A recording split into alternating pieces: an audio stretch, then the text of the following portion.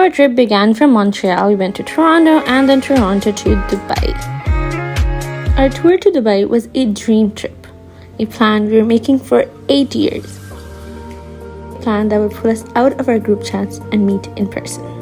First and foremost, food on the flight. We forgot to book halal food, but we were told to ask on flight, and they were so nice to arrange it for us for both the lunch and breakfast. Honestly, we really appreciated this over in Canada. Then I talked to my best friend who I was meeting after 8 years. She was on her first layover in Amsterdam. We were honestly just so excited. The rest of the flight was me doing some artwork and playing Angry Birds. I don't know, I was so obsessed with this game throughout the flight. More than movies, I was really enjoying playing games.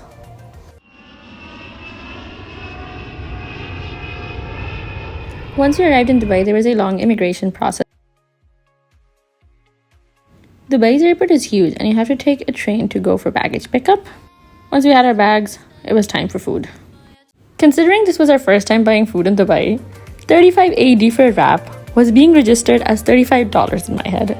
And honestly, this was our biggest struggle throughout the trip.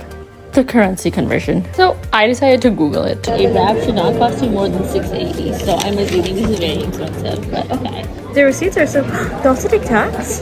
5%? They take tax? I heard Dubai had no tax.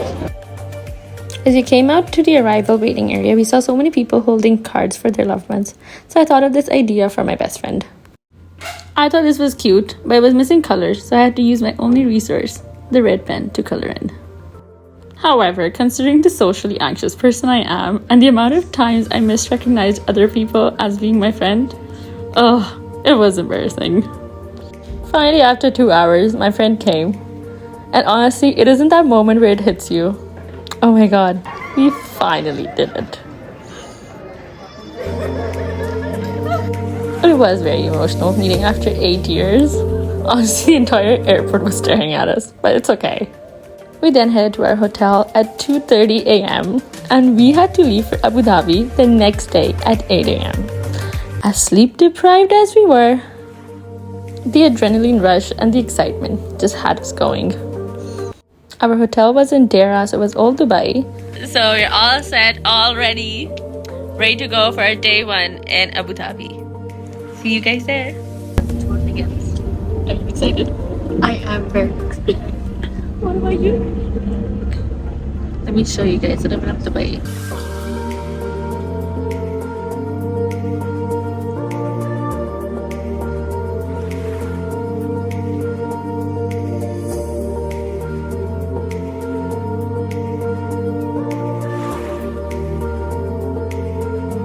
We were transferred in a bigger bus to go to Abu Dhabi, so we're all set to go.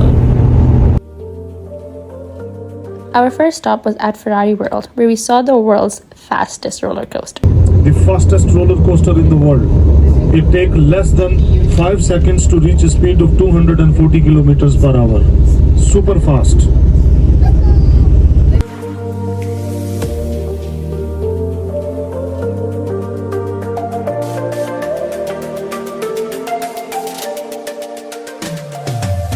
Our second stop was at the dates market in Abu Dhabi. They had a huge variety of different dates, and my favorite were the chocolate-covered dates. We also got a chance of trying Arabic coffee here, which is made of cardamom, cinnamon, and saffron. Great for cardiac health, but not the best in taste.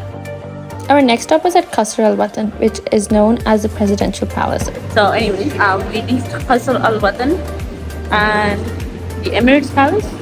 That's what it's called? It's not the Emirates Palace. What is it called? Presidential Palace. There you go. President. Sorry. Y'all, they're all confused, okay? I know. Why would I say that? Presidential Palace. We had to go through a strict security checkup and then we were taken to the tour bus. Residents. No one lives here. It is a working palace designed for important summits and state visits. The exterior of the palace is so mesmerizing, but oh my god, we'll wait for the interior.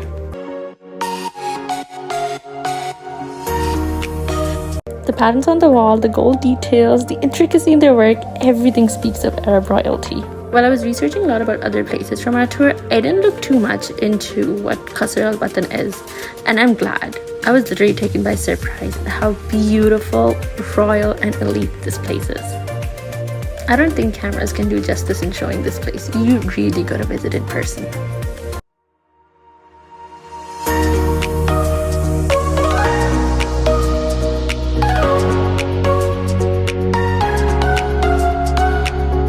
I've always found Arabic calligraphy to be so beautiful, and then we saw this gold sculpture. It basically says, wealth is not money and oil, wealth lies in people, and is worthless if not dedicated to serve people. These are powerful words by Sheikh Zayed, who is the founder of UAE and the mastermind behind the massive development you see there. This is the official meeting room for foreign summits.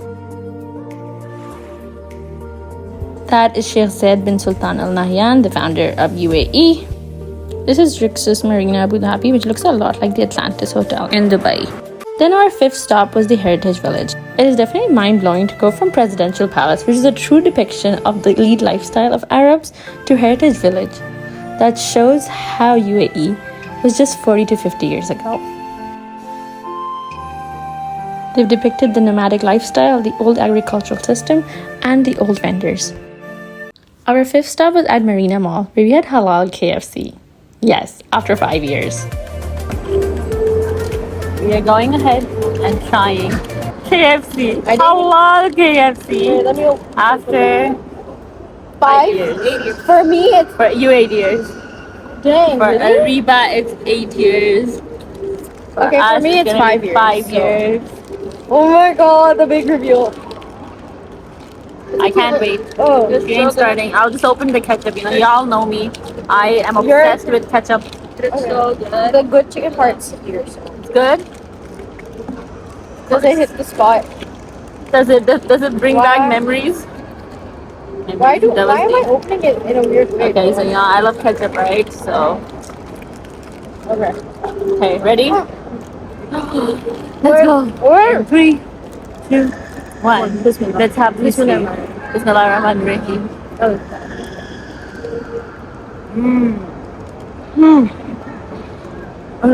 Oh, good. It hits home. Yeah.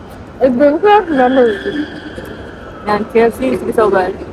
We changed our clothes and headed to our last stop, the Sheikh Zayed Grand Mosque. So there is a modest dress code that has to be followed entering the mosque. And we had the cutest people in our tour package searching for hijab styles to style their scarves and were asking if they looked okay. They had so many vibrant colors to pick from. From here, there was a long walk to the mosque, and although the shuttle service was only reserved for senior citizens, but seeing the last 3 seats empty, we couldn't resist hopping onto it.